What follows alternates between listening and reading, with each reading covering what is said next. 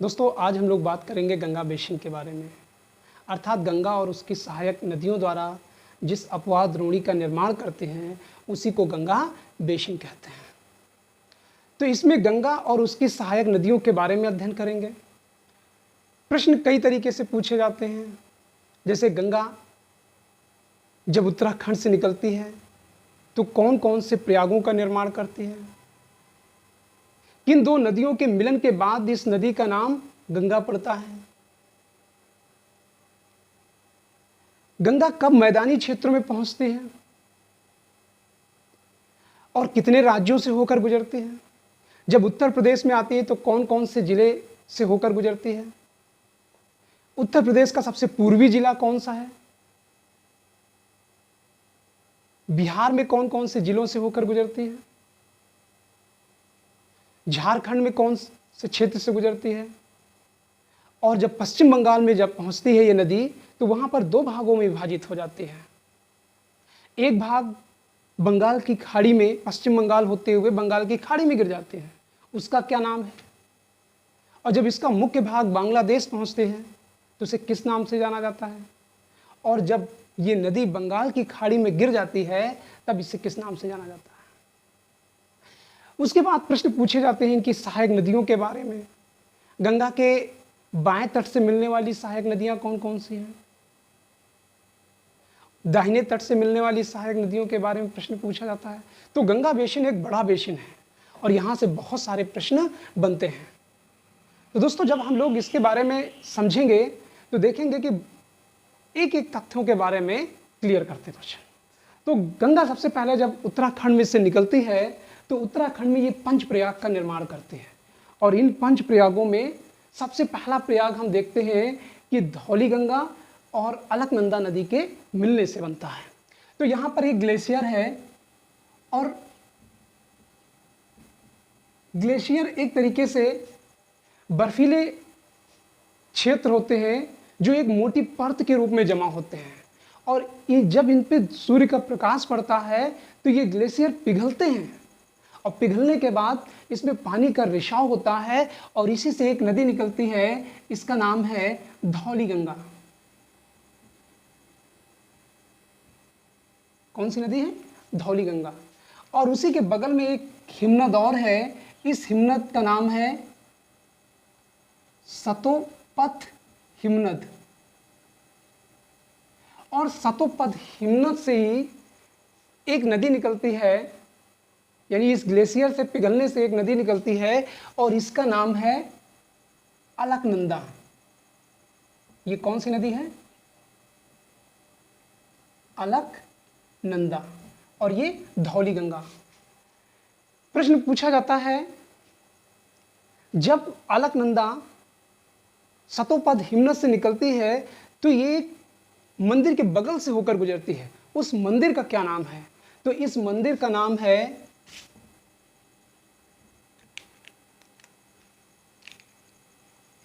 बद्रीनाथ। क्या नाम है? बद्रीनाथ। तो अगला प्रश्न पूछा जाता है बद्रीनाथ किस देवता के लिए जाना जाता है?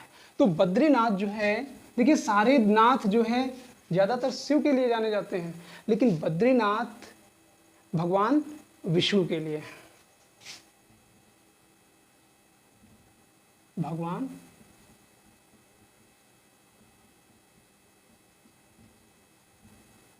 भगवान विष्णु के लिए समर्पित है। और फिर जब धौली गंगा और अलकनंदा नदी मिलती है तो इस प्लेस को जोशीमठ कहा जाता है। क्या कहा जाता है? जोशीमठ। अब जाहिर सी बात है अलकनंदा बद्रीनाथ से निकलती है तो इसे विष्णु प्रयाग भी बोला जाता है। क्या कहा जाता है? विष्णु प्रयाग। तो प्रश्न पूछा जाता है विष्णु प्रयाग किन दो नदियों के मिलन पर बनता है? तो विष्णु प्रयाग अलकनंदा और धौली गंगा के मिलने से बनता है। फिर ये नदी आगे बढ़ती है, कौन सी? अलकनंदा। अलकनंदा नदी चूंकि मुख्य नदी अलकनंदा ही मानी जाती है, और फिर एक नदी दूसरी आती है और इस नदी का नाम है नंदाकिनी। क्या नाम है? नंदाकिनी। तो नंदाकिनी और जब अलकनंदा, ये अलकनंदा ही कहलाएगी, अलकनंदा और नंदाकिनी जब मिलेगी तो ये प्रयाग बनाएगा, अगला प्रयाग, और इसका नाम है नंद प्रयाग। फिर अलकनंदा नदी थोड़ा सा आगे और बढ़ती है, नाम इसका अलकनंदा ही कहा जाएगा क्योंकि मुख्य नदी है, बड़ी नदी है। और फिर इधर से एक नदी बहती हुई जाती है, इसमें मिल जाती है, और इस नदी का नाम है पिंडार नदी। कौन सी नदी है? पिंडार नदी। तो पिंडार नदी और जब अलकनंदा आपस में मिलते हैं तो ये अगला प्रयाग बनते हैं। ये पहला प्रयाग हो गया, ये दूसरा प्रयाग हो गया, और ये तीसरा प्रयाग बनता है, और इस प्रयाग का नाम है कर्णप्रयाग। ये तीसरा प्रयाग हो गया। फिर एक नदी जिसका नाम है मंदाकिनी, और मंदाकिनी नदी एक ग्लेशियर से निकलकर आती है। ऐसे यहाँ पर ग्लेशियर है और यहाँ से नदी निकल के आती है, और इसका नाम है मंदाकिनी। प्रश्न पूछा जाता है मंदाकिनी नदी के किनारे कौन सा मंदिर है? तो मंदाकिनी नदी के किनारे एक मंदिर पड़ता है, और इसी मंदिर का नाम है केदारनाथ। ये मंदिर है केदारनाथ। और जब मंदाकिनी नदी और अलकनंदा आपस में मिलते हैं तो ये अगला प्रयाग बनाता है, और इसका प्रयाग का नाम है रुद्रप्रयाग, और ये चौथा प्रयाग बनता है। कौन सा प्रयाग बनता है? रुद्रप्रयाग। अब रुद्र शिव के लिए कहा जाता है, क्योंकि ये केदारनाथ किस देवता के लिए हैं? तो ये शिव के लिए जाने जाते हैं, और इसीलिए अगला प्रयाग कौन सा बनाता है? रुद्रप्रयाग। ये नदी थोड़ा सा और आगे बढ़ती है, और इसका नाम अलकनंदा ही रहता है। उसके बाद एक दूसरी नदी गंगोत्री हिमनद है। यहाँ पर दूसरा हिमनद कौन सा है? गंगोत्री।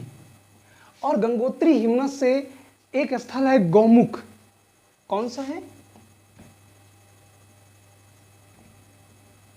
गौमुख।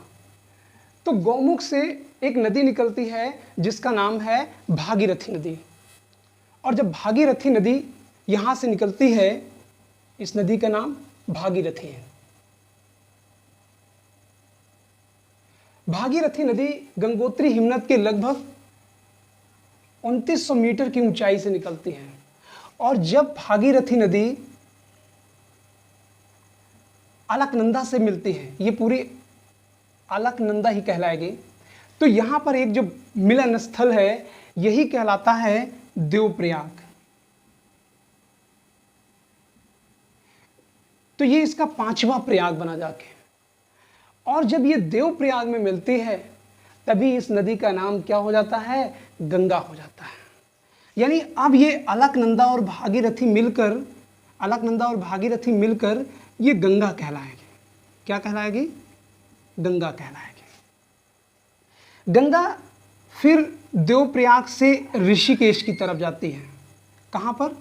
ऋषिकेश।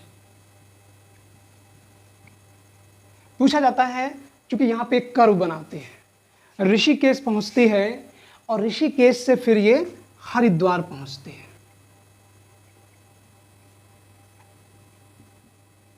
जब गंगा नदी हरिद्वार पहुँच जाती है तो ये कहा जाता है कि गंगा मैदानी क्षेत्रों में आ गई है। कहाँ पर? मैदानी क्षेत्रों में।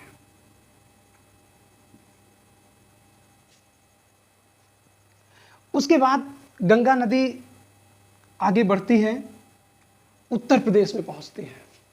उत्तर प्रदेश में जो पहला प्रमुख शहर है वो कन्नौज पड़ता है। कौन सा? कन्नौज। कन्नौज, कन्नौज के बाद फिर कानपुर, कानपुर के बाद प्रयागराज, प्रयागराज के बाद वाराणसी, वाराणसी के बाद बलिया, और बलिया के बाद ये पहुंचती है बिहार। ये बलिया उत्तर प्रदेश का अंतिम जिला है या पूर्वी जिला मान सकते हैं। फिर पहुंचती है छपरा, और छपरा के बाद पटना, और पटना के बाद मुंगेर, और ये तीनों जो है कहां पर पड़ेंगे? बिहार में।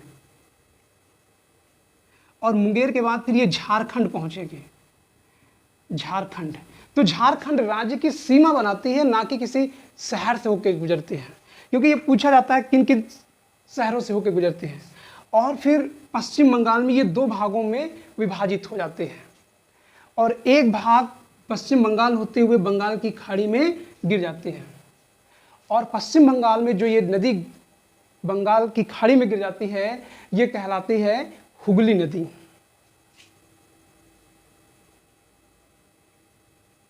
हुगली नदी।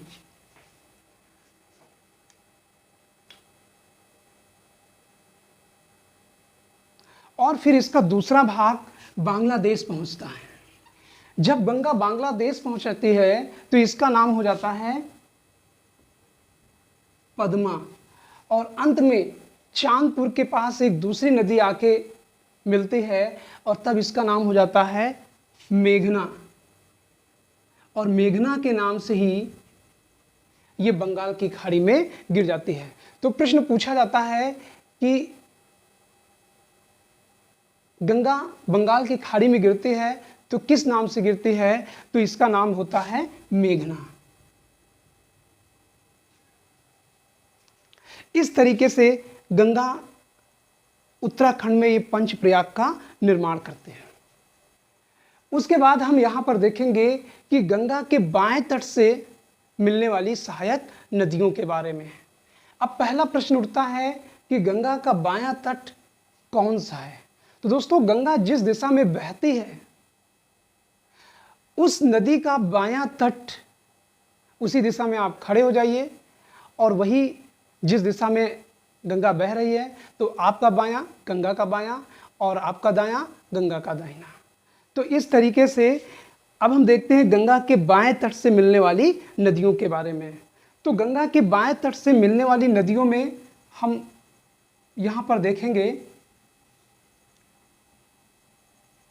कि उत्तराखंड से एक नदी निकलती है जिसका नाम है राम गंगा, और उत्तराखंड के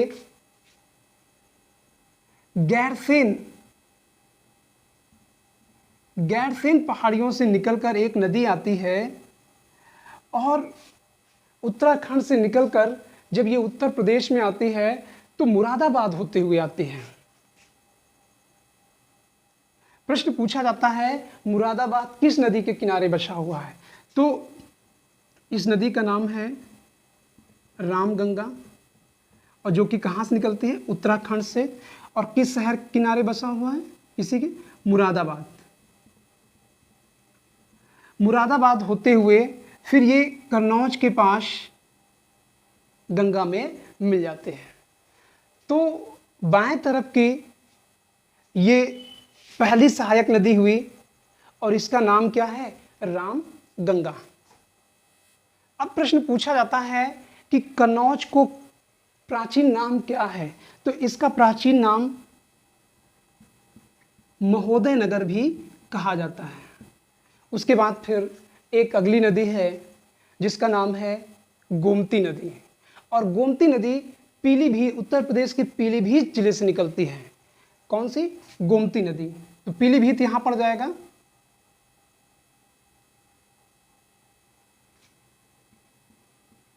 पीलीभीत, और ये आगे बहकर लखनऊ होते हुए। प्रश्न पूछा जाता है कि लखनऊ किस नदी के किनारे स्थित है? तो लखनऊ गोमती नदी के किनारे स्थित है। तो गोमती नदी कहाँ से निकलती है? पीलीभीत से निकलती है, और पीलीभीत से निकलकर लखनऊ होते हुए पहुंचती है, और फिर आगे सुल्तानपुर होते हुए आगे जाके ये गंगा में मिल जाती जाके। तो ये कौन सी नदी हो गई? गोमती नदी है। उसके बाद अगली जो सहायक नदी है काली नदी है, और काली नदी जो है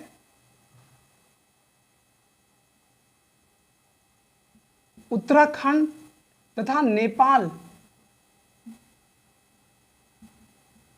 नेपाल की सीमा बनाती हुई आती है। कौन सी नदी? काली नदी।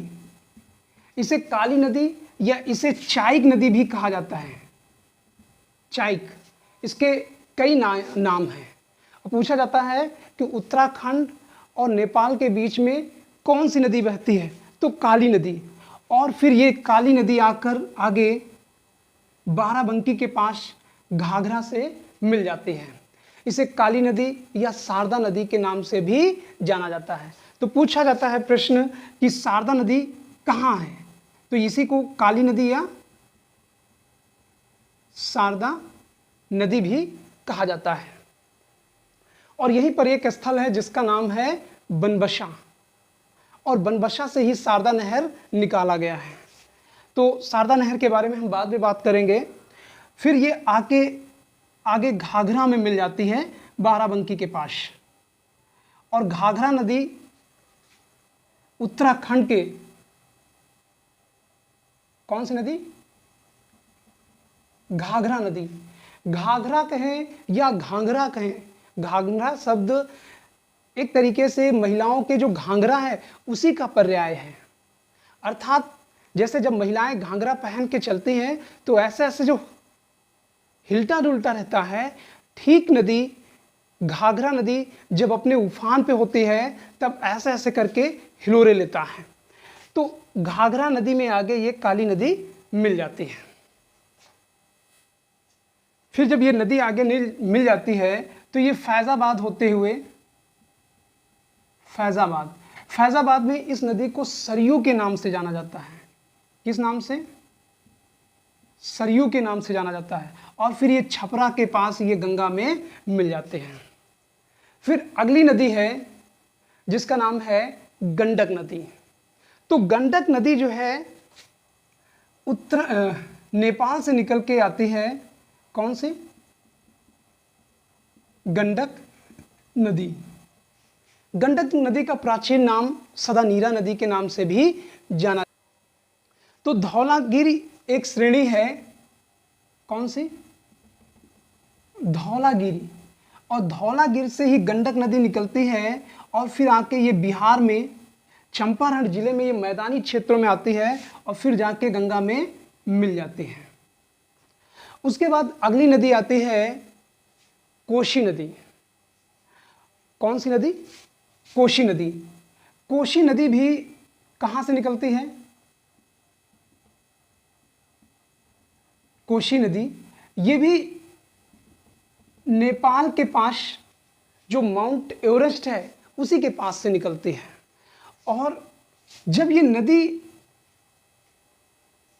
नेपाल से निकलकर भारत में आती है तो ये अपने साथ बहुत सारा मलबा बहा कर लाती है।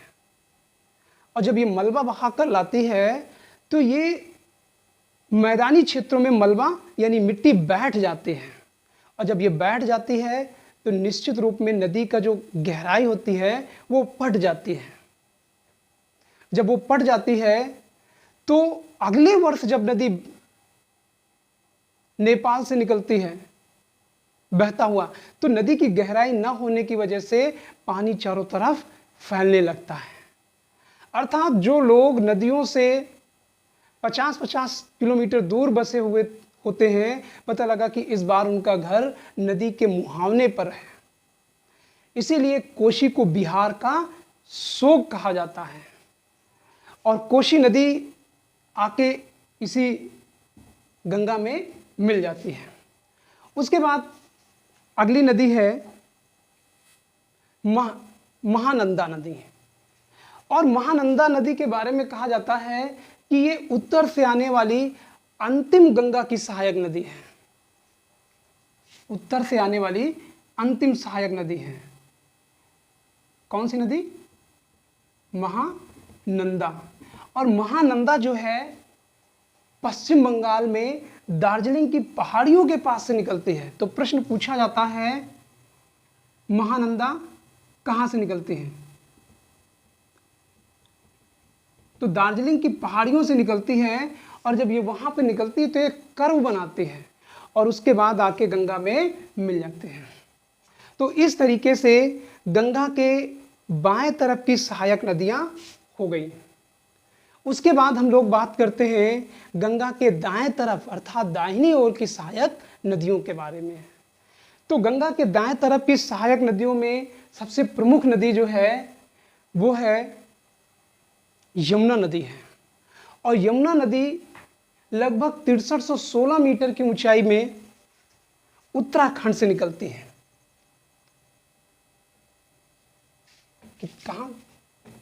6316 मीटर की ऊंचाई पे। और स्थल कौन सा है? यमुनोत्री हिमनद से। प्रश्न पूछा जाता है यमुना कहां से निकलती है? तो यमुना यमुनोत्री हिमनद से निकलती है। कितने मीटर की ऊंचाई में? 6316 मीटर की ऊंचाई पे। किस स्थल से? तो एक स्थल है बंदर की पूंछ। बंदर की पूंछ या बंदर पूंछ से ये नदी निकलती है। और जब ये नदी निकलती है तो उत्तराखंड के बाद ये हिमाचल प्रदेश और यूपी की बॉर्डर बना देती है। फिर ये हरियाणा आती है और हरियाणा के बाद ये दिल्ली पहुंचती है। दिल्ली, और दिल्ली के बाद फिर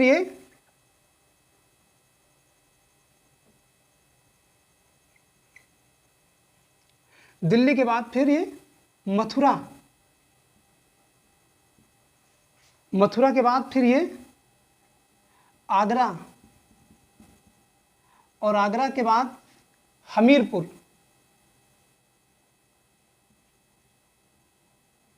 और हमीरपुर के बाद फिर ये प्रयागराज में इलाहाबाद में गंगा से मिल जाती है।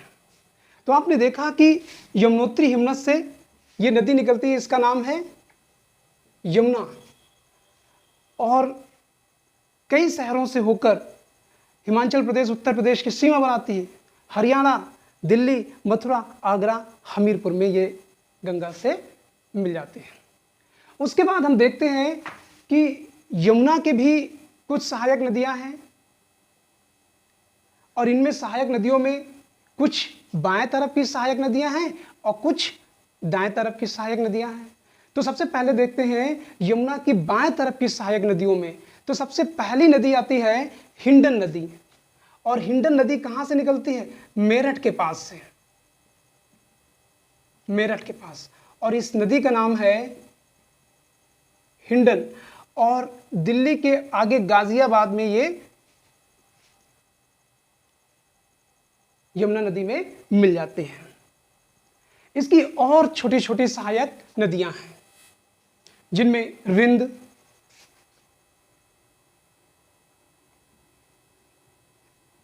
सेंगर और वरुणा। तो इसमें पूछा जाता है कि यमुना की सहायक नदी कौन सी है? तो हिंडन, रिंद, सेंगर, वरुणा, ये यमुना की सहायक नदियां हैं जो कि यमुना के बाएं तट की सहायक नदियां हैं। उसके बाद हम बात करते हैं यमुना के दाएं तट की सहायक नदियों में। और यमुना के दाएं तट की सहायक नदियों में कई सहायक नदियां हैं जिनमें से चंबल, सिंध, बेतवा, केन। तो यमुना के बाएं तट से निकलने वाली एक नदी है जिसका नाम है चंबल नदी। और चंबल नदी यहाँ पे एक पर्वत श्रृंखला है, और इस पर्वत श्रृंखला का नाम है विंध्य पर्वतमाला। कौन सा पर्वतमाला है? विंध्य पर्वतमाला। तो विंध्य पर्वतमाला में मध्य प्रदेश में एक स्थल है जिसका नाम है महू, MHOW। ये महू वही स्थल है जहां पर डॉक्टर भीमराव अंबेडकर का जन्म हुआ था। तो यहीं से एक नदी निकलती है MHOW, और इस नदी का नाम है चंबल नदी, और जाके आगे कहां पे मिल जाती है? यमुना नदी में मिल जाती है। चंबल नदी, प्रश्न पूछा जाता है कि चंबल नदी कितने राज्यों से होकर गुजरती है। सबसे पहले तो इसका उद्गम पूछा जाता है, तो उद्गम मध्य प्रदेश में है, फिर ये राजस्थान पहुंचती है, और राजस्थान के बाद उत्तर प्रदेश, और उत्तर प्रदेश में यमुना नदी में मिल जाती है। तो चंबल नदी अपने उत्खात भूमि के लिए जानी जाती है। किसके लिए? उत्खात भूमि, अर्थात ऐसा स्थल जो मिट्टी के कटाव बहुत अधिक मात्रा में हो जाए, उसी को उत्खात भूमि बोलते हैं। अर्थात इसमें जो आकार है दांताकार हो जाते हैं, आराकार हो जाते हैं, और इस क्षेत्र में मिट्टी का कटाव इतना अधिक होता है कि यहां पर बड़े बड़े गड्ढे टाइप में बन जाते हैं, और जो कि चोर और डकैतों के छुपने का सबसे अनुकूल स्थित होती है। तो इस नदी पर 3 डैम बनाए गए हैं, जिनमें पहला डैम है गांधी सागर। पूछा जाता है कि गांधी सागर कहां पर स्थित है? गांधी सागर, तो गांधी सागर मध्य प्रदेश में है। फिर जवाहर सागर है,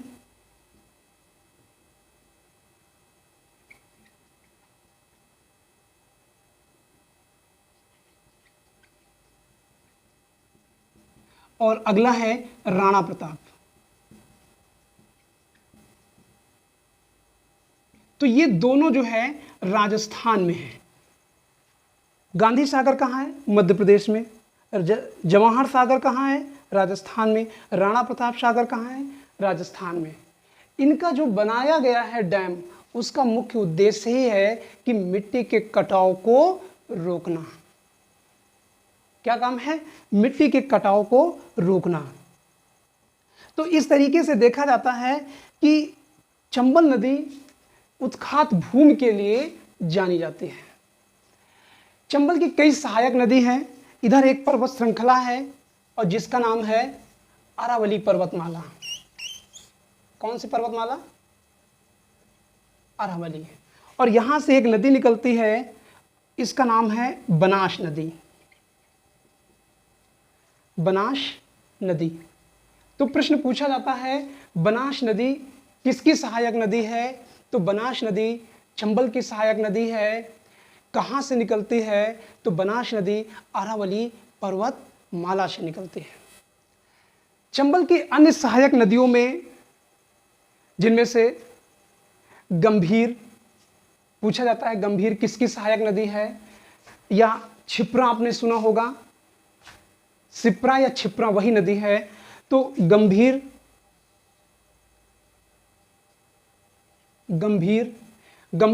चंबल की सहायक नदी है।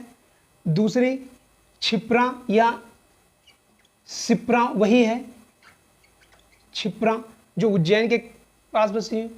और एक नदी और है चंबल की सहायक नदी, और इसका नाम है काली सिंध। काली सिंध।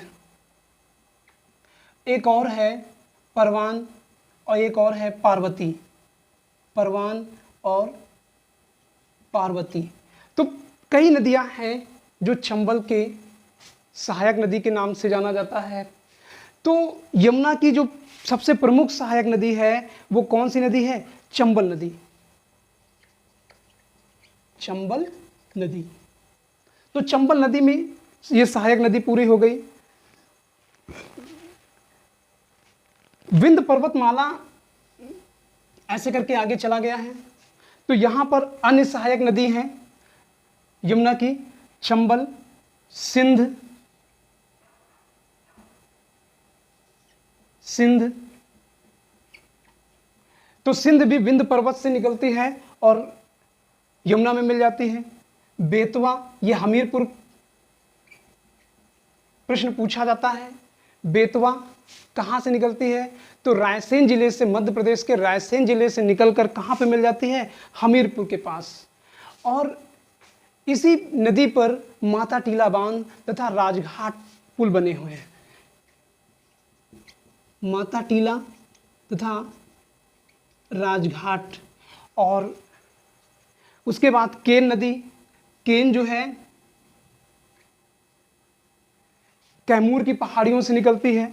कहाँ से, कैमूर, जो कि विंध्य का भाग है, और बांदा होते हुए आती है, बांदा होते हुए ये यमुना नदी में मिल जाती है।